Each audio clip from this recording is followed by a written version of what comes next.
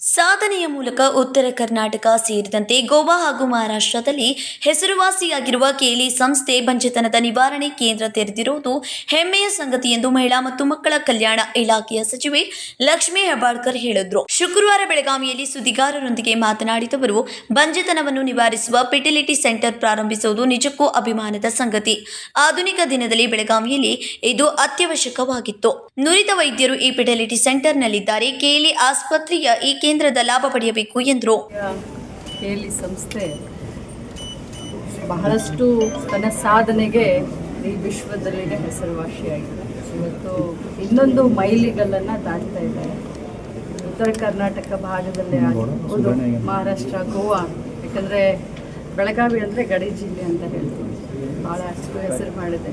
ಅದರಲ್ಲೂ ಇವತ್ತಿನ ಇವರ ಸಾಧನೆಯನ್ನು ನಿಜವಾಗ್ಲೂ ಒಬ್ಬ ಹೆಣ್ಮಗಳಾಗಲಿ ಆಗಿ ಮಹಿಳಾ ಮಕ್ಕಳ ಕಲ್ಯಾಣ ಇಲಾಖೆ ಸಚಿವೆಯಾಗಿ ಈ ಬಂಜೆತನವನ್ನು ನಿವಾರಿಸುವಂಥ ಫರ್ಟಿಲಿಟಿ ಸೆಂಟರ್ನ ಉದ್ಘಾಟನೆಯನ್ನು ಮಾಡಿ ನಿಜವಾಗ್ಲೂ ಭಾಳಷ್ಟು ಸಂತೋಷ ಅನ್ನಿಸ್ತಾ ಇದೆ. ಈ ಆಧುನಿಕ ದಿನದಲ್ಲಿ ಇದು ಅತ್ಯಂತ ಅವಶ್ಯಕವಾಗಿತ್ತು ಬೆಳಗಾವಿನಲ್ಲಿ, ಯಾಕಂದರೆ ಬೆಳಗಾವಿ 2ನೇ ರಾಜಧಾನಿ ಅಂತೀವಿ, ಬೆಳೀತಾ ಇದೆ.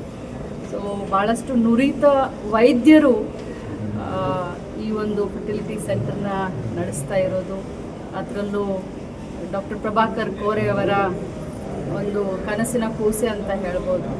ಸೊ ಎಲ್ಲ ದಂಪತಿಗಳಿಗೆ ಬಂಜೆತನವನ್ನು ನಿವಾರಿಸಲಿಕ್ಕೆ, ತಮ್ಮ ವಂಶವನ್ನು ಬೆಳೆಸಲಿಕ್ಕೆ ಬೆಳಗಾವಿಯಿಂದನೂ ಕೂಡ ಸಾಧ್ಯ ಅನ್ನೋದನ್ನು ಕೇಲಿ ಸಂಸ್ಥೆ ತೋರಿಸ್ಕೊಡ್ತಾ ಇದೆ. ಎಲ್ಲ ಜನರಿಗೆ ನಾನು ಮನವಿ ಮಾಡ್ತೀನಿ.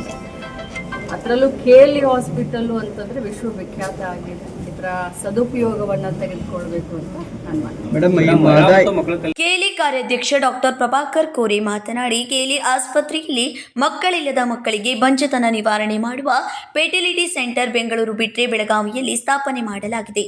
ಇದರ ಸದುಪಯೋಗ ಪಡೆದುಕೊಳ್ಳಬೇಕೆಂದು ಕರೆ ನೀಡಿದ್ರು. ಸಂಕಲ್ಪ ಶಿಂದೆ, ಕೆಎಂಎಂ ಕನ್ನಡ ನ್ಯೂಸ್, ಬೆಳಗಾವಿ.